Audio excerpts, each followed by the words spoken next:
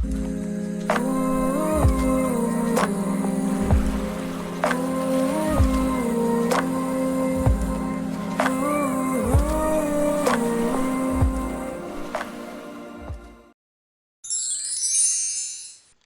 my name's Dan, and this video is one in a short series of videos I'm doing about races and classes in video game design.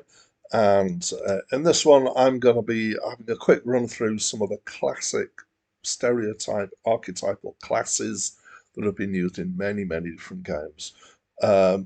Once again, like quite a lot of this little series, a lot of what I'm stating is immediately obvious to anyone who's played any number of these games. Um, but I still feel the need to say these things, so bear with me. So here we go. I'm just going to quickly list through and give some characteristics and some thoughts about them. So we start with the most generic of all, which is the fighter.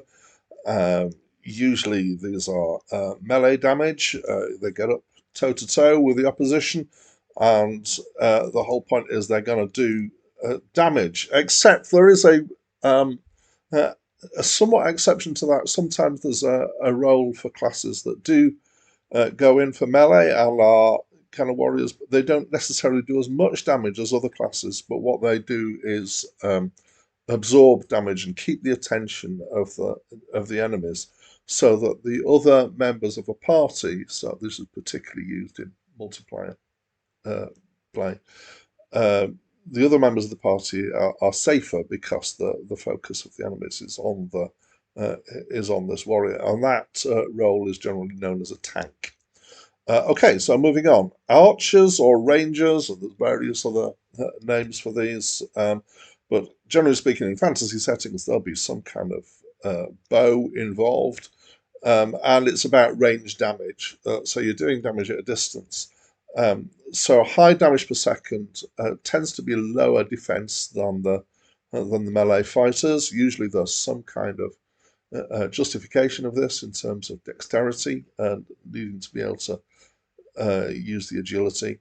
But the reality of this is actually that because you've got a higher damage per second potentially than a fighter, you've got to, as the game designer, when you give something, you've got to take something away. So this is often the trade-off is between damage and defense.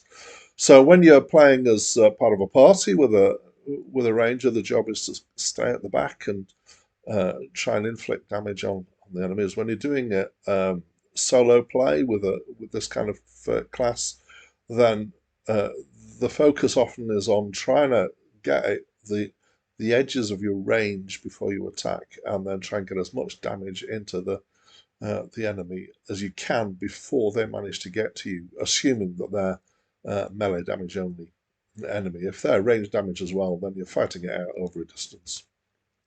Okay, moving on. Next, healers. Here's a nice picture. Yes, the general focus of a healer is to be able to heal the allies in a party, and they're particularly useful in multiplayer cooperative play. Often the healing involves some kind of magic. In fact, mostly it does. There are exceptions to that. If you have more realistic modern day settings, you might have a medic class who is able to do healing. So the general focus here is on the healing skills. They may have some damage ability as well. They may be quite vulnerable, but there's a caveat for that. Is sometimes they're actually more resilient than some of the other classes because they might also be responsible for magical defense as well. But usually, again, this is a multiplayer thing in that they might be doing some kind of magical shield system and maintaining that as well as doing the defense. Sometimes these classes are related to religious magic, so classes like priests and shaman and things like that, or shaman, I don't know how you pronounce it. They're invaluable in cooperative play, but they can be hard to play for solo play because of the emphasis on healing. So usually, to allow solo play, they have some form of doing damage as well. and usually the strength for a healer in solo players that they're able to heal themselves, which usually means the damage is less and they have to spend time healing, and so the time that they take to kill an enemy is usually slower than other classes as a result. Okay, the rogue, please note the spelling, is one of my little bugbears, is that occasionally I still see people spell rogue Rouge. This is a word, but it's a French word. It's rouge, and it means red, and it's not rogue. It's a completely different thing, but it's a common misspelling. Anyway, um, so the emphasis for rogues tends to be on sneaking and backstabbing, getting behind your enemy and catching them unawares because you managed to sneak up on them. Um, so the things that a rogue needs to do is to kill quick, but also they often have high dodge abilities, so they're harder to hit because they've got a lot of dexterity, and when the enemies try and swipe at them, they dodge out of the way. It's also sometimes rogue classes get invisibility as an option, which is hugely useful. Um, and there's all sorts of things you can do in solo play with a rogue if you've got invisibility that other classes might find hard. Also, rogues can be used for disabling traps, for stealing stuff, and sometimes they're combined with the archer style of class, ranged, doing ranged damage. So they often have a bow as well in fantasy settings. Um, and finally, out of the main classes that I'm going to talk about is Mage. Here's a nice picture of a war mage. They often do massive damage. They're often the the damage dealers who do the most damage, because magic has to feel powerful, and so to make it feel powerful, you give them the ability to do lots of damage. They may be able to do things um, that other classes can't do in terms of dealing damage that affects multiple enemies at once, which also obviously is very useful when you have multiple enemies. And again, the principle of when you give power to a particular class, the principle of taking something away, means that mages are often coupled with quite a lot of vulnerability.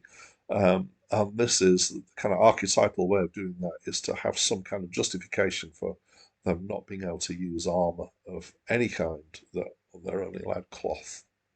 Um, and sometimes there's some kind of justification about the cloth, the armor interferes with their magic casting, or something like that. So they can actually be quite varied, though. Having said that, that's the classic form. You can have different magic types, and all sorts of different emphasis. You can have conjurers, you can have necromancers, you can have earth magic, you can have arcane magic. There's lots and lots of stuff behind magic, and I'm hoping to do another series of these videos coming in the future, specifically about magic and magic systems and games. So I'm not going to spend ages on it here. I'm going to move on. It is possible some games have more than one mage class or more than one class of magic user, um, which have different emphases because it's uh, so open to being to having variation within it. And in some ways, the mage class is the least archetypal in that sense. I'm just going to mention a few more that sometimes creep in, but those are kind of really the big classics. So a few others. There's Paladin, which is the idea of some kind of holy knight. They're often got some kind of moral righteousness to them, and the practicalities are usually they're a fighter, usually melee fighter, but with some magic involved. Sometimes that's healing magic, particularly. There's druids who do nature magic. Yes, that could come under mage, I guess. There are particular things that druids can be able to do sometimes that other mage classes can't do. And monks, who are a fighter class really, um, but focus on martial arts. So they may have weapons, but they may not have very big weapons. So maybe with daggers, or if it's kind of based on karate or something like that, it may be uh, non-weapon combat, so bare fist, bare hand fighting. Um, okay, so that was a quick run through some classic classes. Obviously, there are other sets of classes if you're going for squad shooters. The archetypes are different there. There are things you might have like sappers who disable traps, and medics, and stuff like that. But this really was a focus on the classic fantasy classes. Anyway, that's it from me for now.